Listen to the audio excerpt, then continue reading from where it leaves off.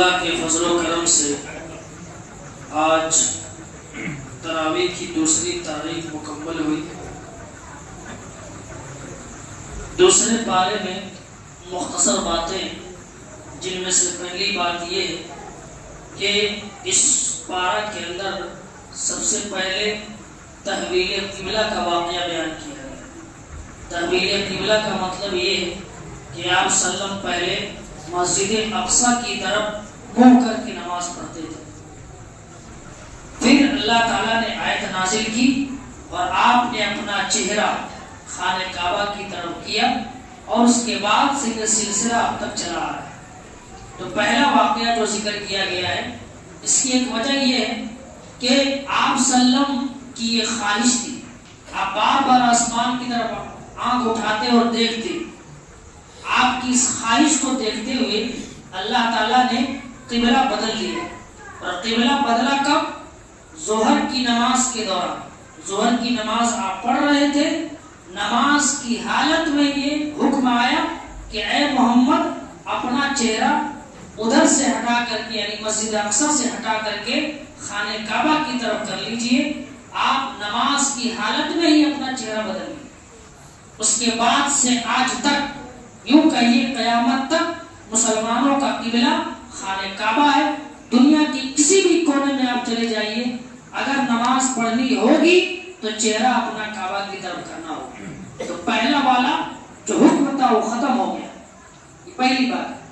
دوسری چیز یہ کہ اس پارہ کے اندر اللہ تعالیٰ نے ٹھیک 10 آیت کے بعد ذکر کیا کہ اے ایمان والو، اللہ تعالیٰ سے مدد مانگو صبر کے ذریعے اور نماز کے ذریعے۔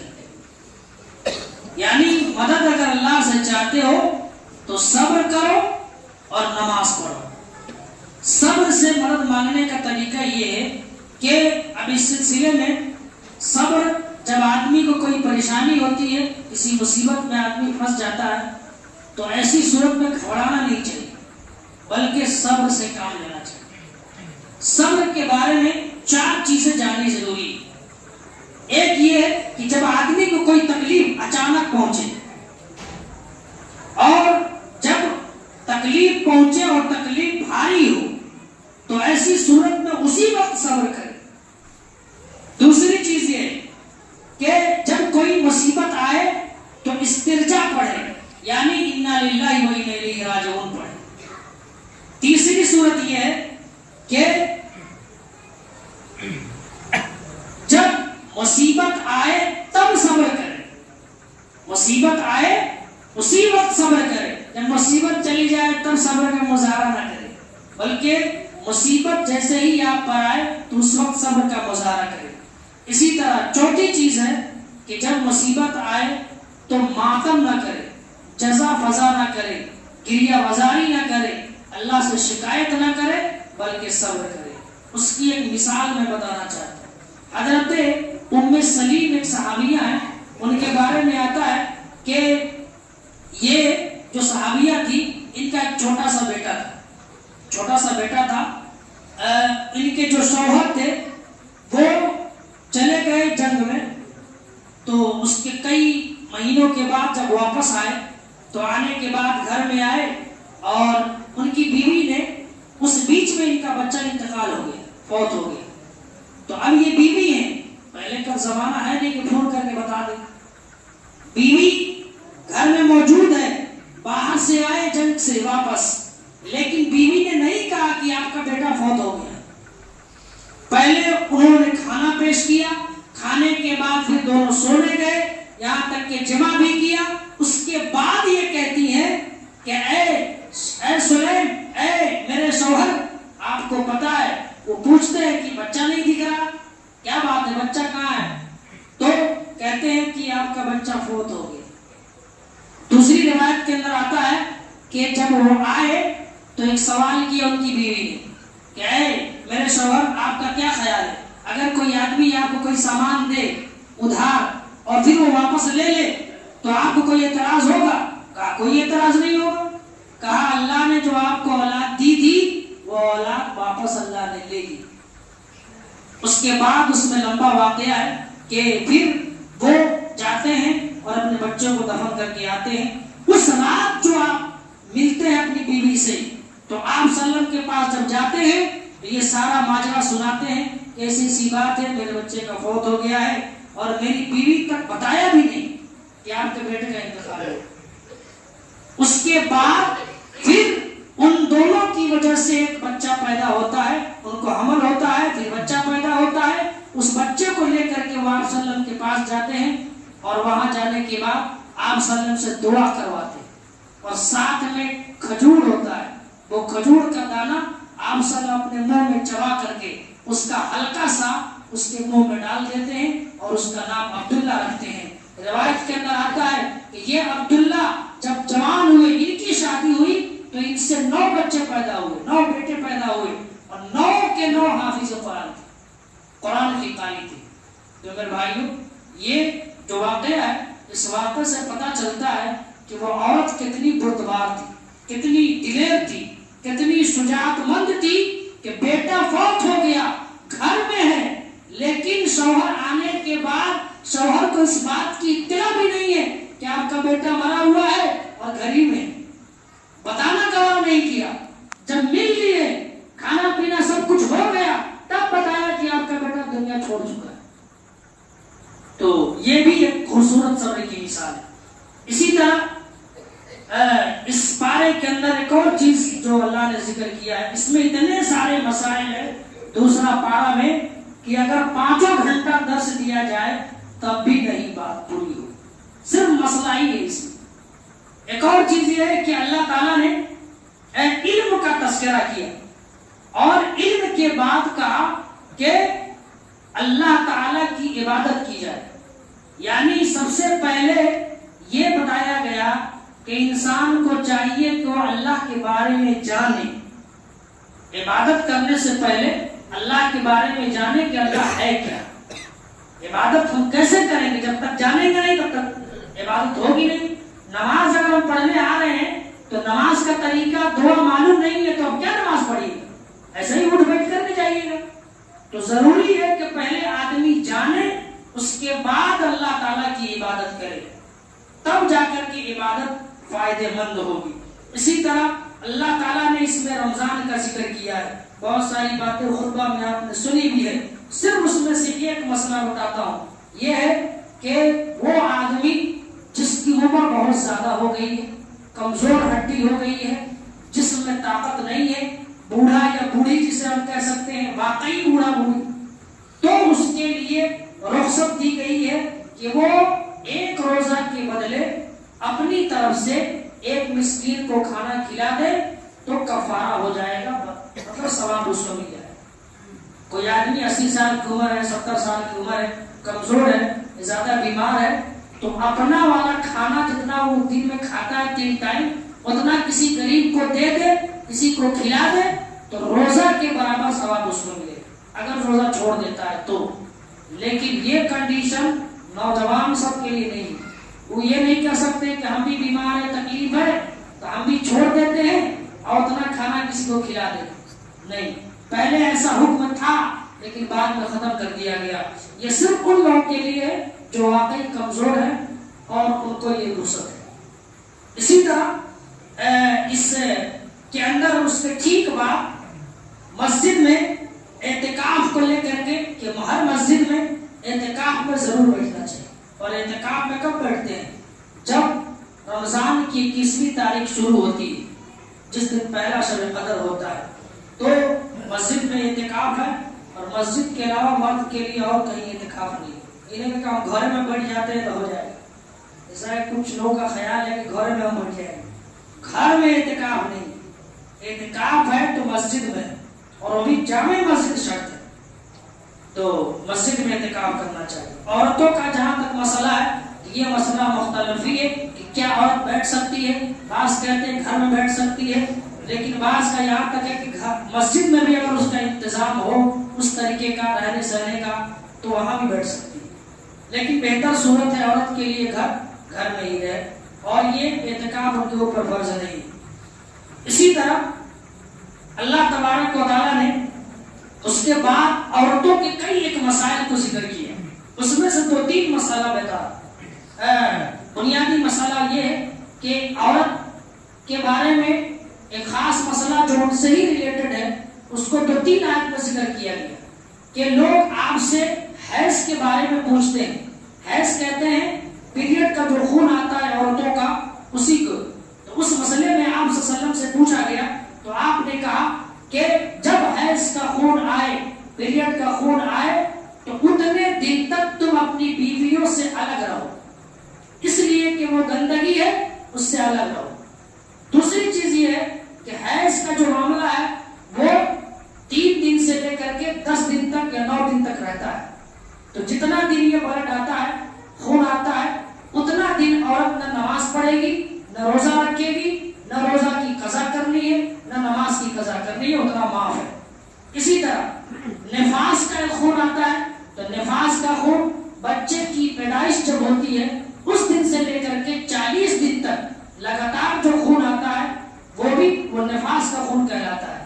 اس میں بھی عورت نہ نماز پڑھے گی نہ روزہ رکھے گی, معاف.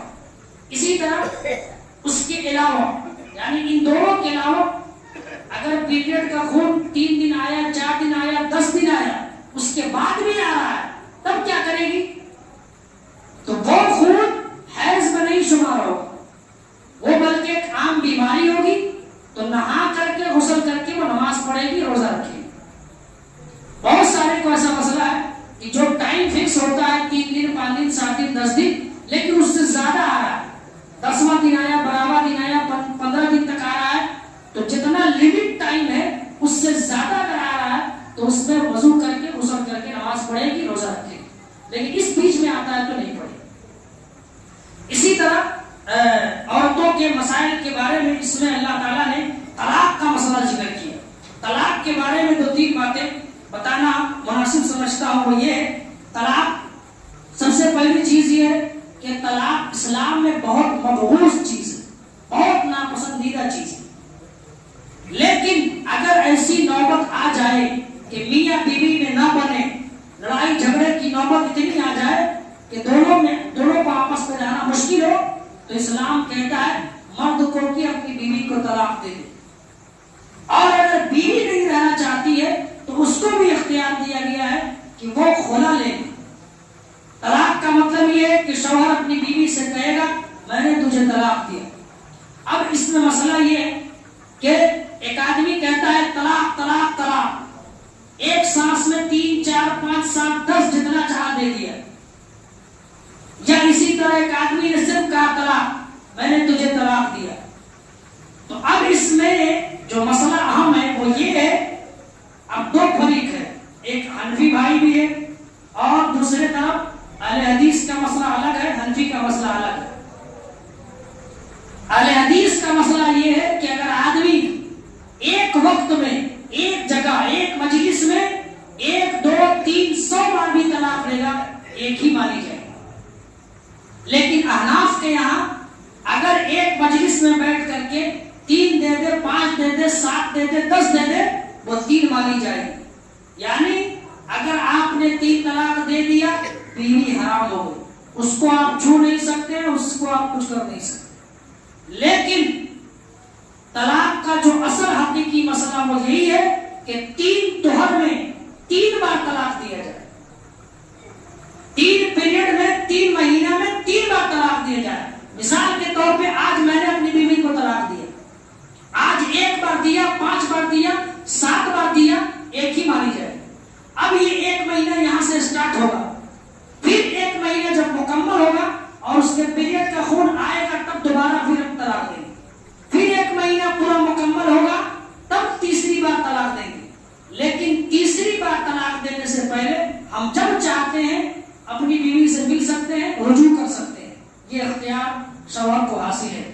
لیکن احناف میں, حنفی میں یہ ہے کہ 3 بار دے دیے طلاق, اب کوئی گنجائش نہیں, شٹر ڈاؤن, نہیں مل سکتے. یہی مسئلہ ہے.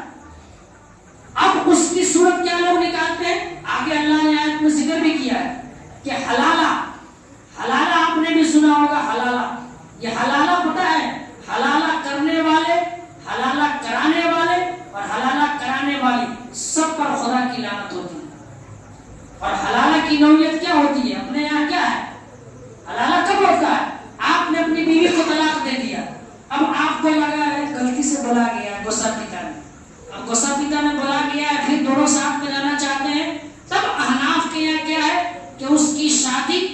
دوسرے مرد سے کی جاتی ہے 1 دن 2 دن جتنا دیر کے لیے، پھر وہ اس کے ساتھ رات گزارتا ہے، پھر وہ طلاق دیتا ہے، اب اس لڑکی کی شادی پہلے شوہر سے ہوتی ہے۔ یہ سراسر عورت کے ساتھ ناانصافی ہے اور سراسر کھلواڑ ہے۔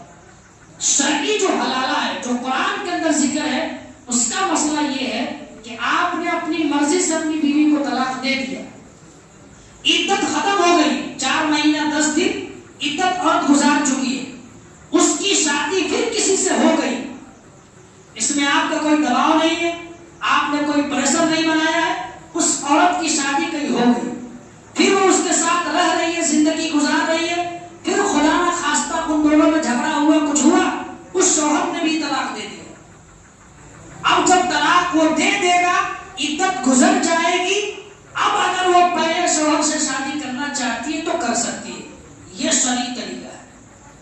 لیکن یہاں کیا ہوتا ہے کہ آپ کو 1 رات کے لیے 1 گھنٹے کے لیے دوسرے کے ساتھ بھیجا جاتا ہے، پھر اس کے بعد آپ کی شادی کرائی جاتی ہے۔ یہ جو حلالہ ہے یہ سراسر حرام ہے، بلکہ اللہ کے رسول نے اس پر لعنت بھیجی ہے۔ اسی طرح اس مسئلے میں جو اہم بات یہ ہے کہ اگر ظاہر سی بات ہے طلاق کا مسئلہ تبھی ہوتا ہے جب کوئی کھٹپٹ ہو جاتی ہے، کوئی ناچاکی ہو جاتی ہے، یا کوئی ایسی بات ہوتی ہے کہ آپ کو پتہ بھی نہیں چلا، کسی نے کان بھر دیا، اکسا دیا، اب آپ جوش میں آئے، پھولے پر طلاق دے دیے، کھڑے کھڑے طلاق دے دیے، تو تھوڑی دیر کے بعد اس کو سمجھ میں آتا ہے کہ نہیں غلطی پتا سے ہو گیا ہے، غصہ میں دیا گیا ہے، تو اس کو شرمندگی ہوتی ہے۔